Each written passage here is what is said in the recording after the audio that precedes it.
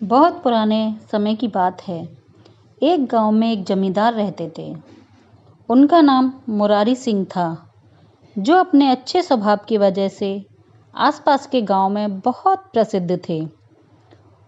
सभी लोग उनका बहुत सम्मान किया करते थे। परिवार में उनकी बीवी राजेश्वरी देवी और बहू मधु और उनका लड़का दिलीप, जो उनसे बहुत अच्छे स्वभाव का था। उनके घर में एक नौकर था, मंगल, जिसे जमींदार साहब बचपन में कहीं से लेकर आए थे और अपने बेटे की तरह रखते थे। हालांकि मंगल सबको सम्मान तो देता था, लेकिन मधु के प्रति उसके दिल में अलग ही भावना रहती थी, जो समय के साथ और गांव के लफंगों के संगत में रहने के वजह से और बलवती होती गई। एक बार गांव में कोई औघड़ आए हुए थे और पूरा गांव उनकी सेवा में लग गया। हर कोई अपने अपनी सामर्थ्य के अनुसार उनकी खातिरदारी कर रहा था और उनसे आशीर्वाद प्राप्त करना चाहता था। मंगल के मन में तो कोई और ही खिचड़ी पक रही थी। रात को जब सारा गांव नींद के आकोश में चला गया, तब मंगल गांव के बाहर स्थित शमशान में दारू की बोतल और एक मुर्गा लेकर पहुंच गया। हालांकि पहले तो औघड़ ने मंगल को बहुत गालियां दी और भाग जाने को कहा, पर मंगल सिर झुकाए सुनता रहा और गया ही नहीं वहां से। औघड़ ने गुस्से से कहा कि आकर बैठ मेरे पास। मंगल औघड़ के पास जाकर उसके चरणों में दंडवत हो गया। बोल क्या चाहिए तुझे? औघड़ ने पूछा। बाबा, पहले प्रसाद ग्रहण कीजिए, मंगल बोला। औघड़ जिंदा मुर्गे को नोच नोच कर खाने लगा और उसके मुंह और दाढ़ी पर बहुत सारा खून लग गया, जिसकी वजह से उसका चेहरा बड़ा भयंकर दिखाई दे रहा था। दारू की पूरी बोतल पीने के बाद औघड़ ने अपना हाथ मंगल के सिर पर रख दिया और बोला, अब बता, तुझे मैं बहुत प्रसन्न कर दूंगा। क्या बात है?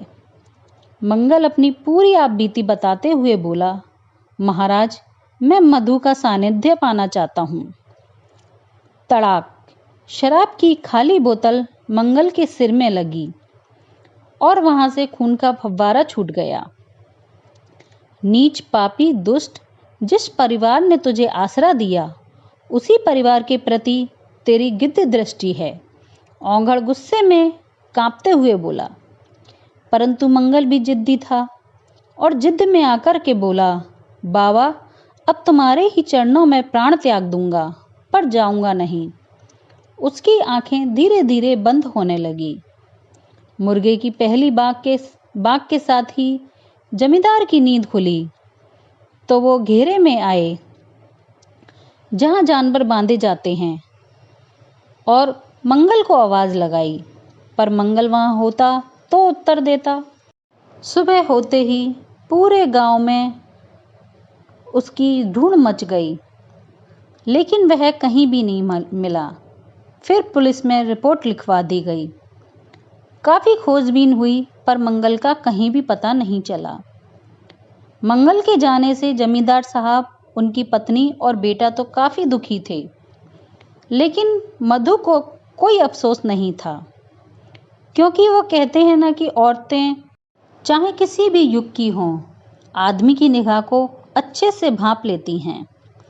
धीरे धीरे 2 वर्ष बीत गए और मंगल की स्मृतियां मिटने लगी थीं। इस बीच मधु ने 3 बार गर्भ धारण किया, जो कि खराब हो गए। अच्छे से अच्छे डॉक्टर और तांत्रिक भी हार मान चुके थे। हमेशा चहकने वाली मधु अब गुमसुम सी रहने लगी थी। कभी कभी नींद में चलती और कभी चिल्लाती, मुझे शमशान जाना है, मुझे शमशान जाना है। पर अफसोस कि उसकी इस बीमारी का और गुमसुम पने का कोई इलाज किसी के पास नहीं था। फिर एक दिन मधु ने बिस्तर पकड़ लिया और समय के साथ मात्र हड्डियों का ढांचा बनकर रह गई। अमावस्या से एक दिन पहले मधु ने दिलीप को अपने पास बुलाया और कहा, मेरी बातों को गौर से सुनिए। कल शाम तक मेरी मौत हो जाएगी। नहीं मधु, चुप करो, कुछ नहीं होने दूंगा मैं तुम्हें, मधु के मुंह पर हाथ रखते हुए दिलीप ने कहा। दिलीप का हाथ उठाते हुए मधु फिर बोली, मेरी बातों को ध्यान से सुनिए, मैं अपनी मौत नहीं मर रही हूँ। कोई तो है जो मुझे पाना चाहता है और मेरे दाह संस्कार के बाद मुझे अपने साथ ले जाएगा। मुझे बचा सकते हो तो बचा लो। दिलीप रोते हुए बोला, पर यह सब तुमसे किसने कहा मधु? पड़ोस के शिव मंदिर के पुजारी जी ने, रोते हुए मधु ने बताया।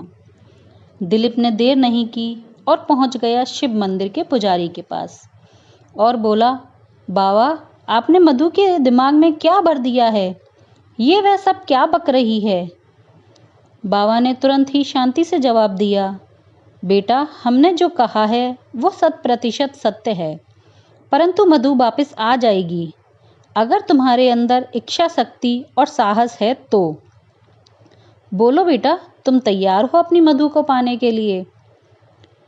दिलीप बोला, क्या करना होगा बाबा, मुझे बताइए, मैं सब कुछ करने को तैयार हूँ। बाबा ने उसे अभिमंत्रित तलवार और पीली सरसों दे दी। सारी बातें समझाकर दिलीप को वापस घर भेज दिया। बात उसने सबसे छुपा दी कि क्या हुआ था और क्या होने वाला है। दिलीप मधु के पास आया और बोला, मधु, तुम बिल्कुल भी मत घबराना, मैं हर पल तुम्हारे साथ हूँ। अगले दिन दोपहर होते होते मधु ने शरीर छोड़ दिया। जमींदार साहब के घर पर कोहराम मच गया। शाम होते मधु के पियर वाले और बाकी के सभी रिश्तेदार आ चुके थे। अंतिम संस्कार की तैयारी चल रही थी। सभी लोग बिलख बिलख कर रो रहे थे, सिवाय दिलीप के।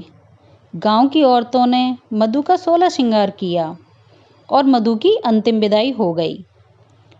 गांव के शमशान में ही मधु की चिता जलाई गई। मुखाग्नि देने के बाद कुटुंबजनों के साथ दिलीप वापस तो आ गया, परंतु उसकी आत्मा शमशान में ही रह गई। रह रह के वो बेचैनी के साथ घड़ी को देख रहा था और तभी पुजारी जी वहां आए और वहां उपस्थित लोगों से बोले, मुझे बेटा दिलीप से कुछ बात करनी है, क्या मुझे एकांत मिल सकता है? पुजारी जी के इतना कहने के बाद वहां मौजूद लोग कानाफूसी करते हुए चले गए। हालांकि दिलीप ने मुखाग्नि दी थी, इसलिए वो कहीं नहीं जा सकता था, परंतु पुजारी जी ने दिलीप को समझाते हुए कहा, बेटा, तुम्हारे लिए आज की रात बहुत भयानक साबित हो सकती है, इसलिए अच्छे से सोच विचार कर ही फैसला लेना। हालांकि जो अभिमंत्रित सरसों और तलवार मैंने तुम्हें दी है वो तुम्हारी रक्षा करेगी, परंतु चिता से उठते ही मधु का हाथ पकड़ने के साथ ही उस तांत्रिक का सर एक बार में ही धड़ से अलग करना होगा, अन्यथा तुम्हारी जान को खतरा हो सकता है। और हाँ, सरसों मधु के ऊपर तब तक छींटते रहना जब तक तुम गांव की सीमा में प्रवेश ना कर जाओ। पुजारी जी ने एक ही सांस में सब कुछ बता दिया और दिलीप से विदा लेकर चले गए। जैसे तैसे रात के 11 बजे दिलीप ने देखा पूरा परिवार गहरी नींद में सो चुका है। वो चुपके से उठा और तलवार और सरसों लेकर शमशान की तरफ जाने लगा। वहां जाकर उसने अपने सारे कपड़े उतारे और अपनी जन्मजात अवस्था में आ गया। अमावस की उस काली रात में जन्मजात अवस्था में दिलीप खुद किसी शैतान से कम नहीं लग रहा था। वो शमशान में पहुंचा और चिता के उत्तरी तरफ जाकर वहीं छुप गया जहां मधु की चिता जलाई गई थी। रात का भयंकर सन्नाटा और उस पर सिर्फ झींगुरों की आवाज़ माहौल को बेहद डरावना बना रही थी। तभी काले कपड़ों में खौफनाक सा दिखने वाला एक व्यक्ति शमशान में प्रवेश किया और ठीक वहीं आकर खड़ा हुआ जहां दिलीप छुपा हुआ था। उसने अपने थैली से काला धागा निकाला और कुछ पूजा सामग्री भी। अब उसने जो धागा चिता के चारों ओर लपेटने लगा, साथ में कुछ मंत्र भी पढ़ता जा रहा था। धागा लपेटने के बाद अपने साथ लाई हुई खोपड़ी में उसने जल भरा और चिता पर छिड़कने लगा। जल छिड़कने के साथ ही दुनिया का 8वां अजूबा दिलीप के सामने था। मधु पूर्णतः जमजात अवस्था में चिता पर लेटी थी। दिलीप की तो गिग्गी बंद गई। कैसे भी करके उसने अपने डर पर काबू पाया। अब सिर्फ 5 मिनट बचे थे 12 बजने में। उस व्यक्ति ने एक अभिमंत्रित कील निकाली और मधु के सिर में एक हड्डी से ठोकने लगा।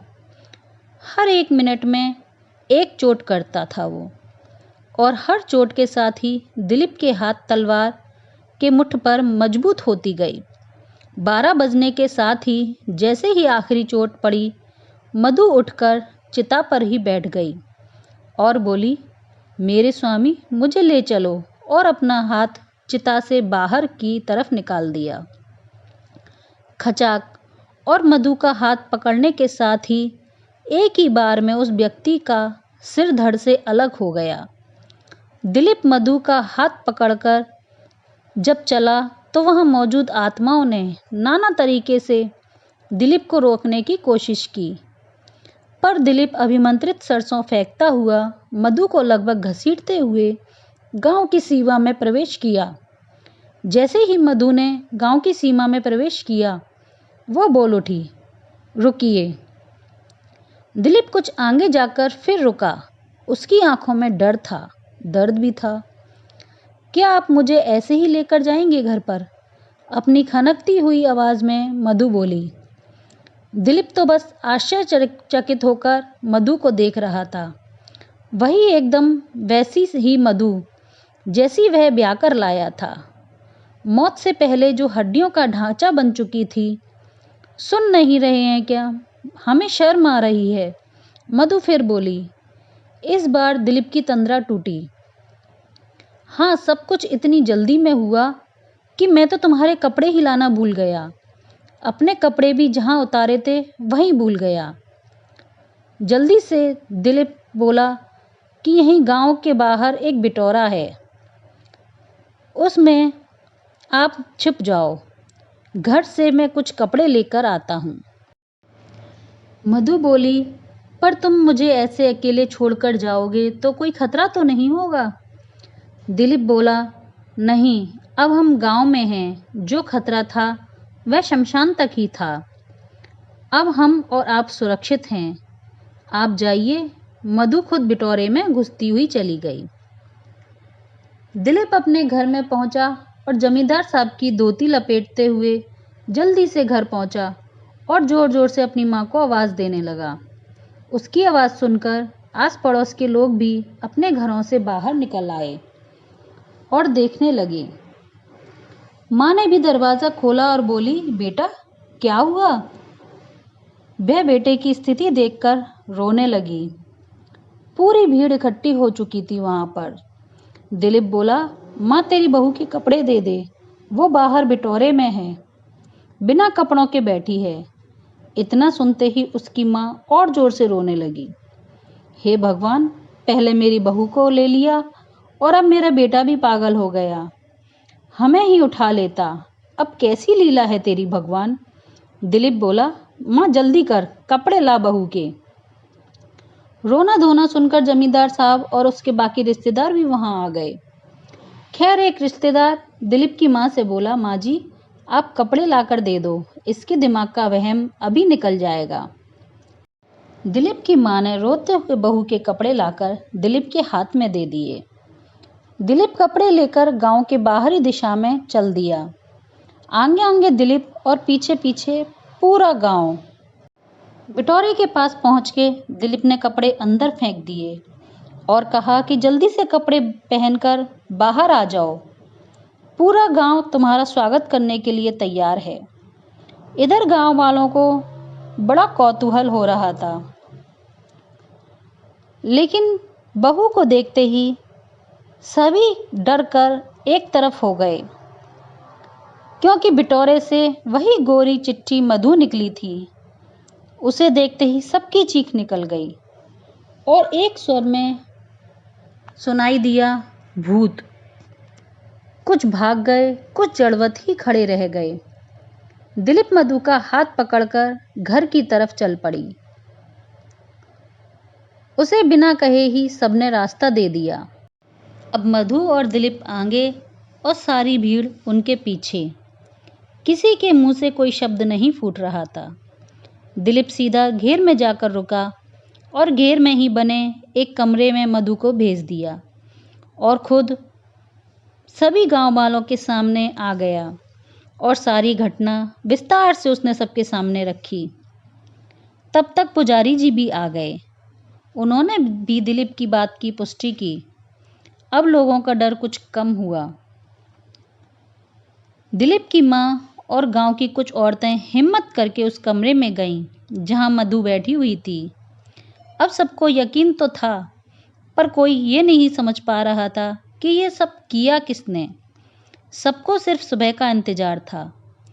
अब वो शमशान में जाकर उस व्यक्ति की पहचान कर सकें कि वो कौन था। सुबह भी हुई। पूरा गांव शमशान की ओर चल पड़ा।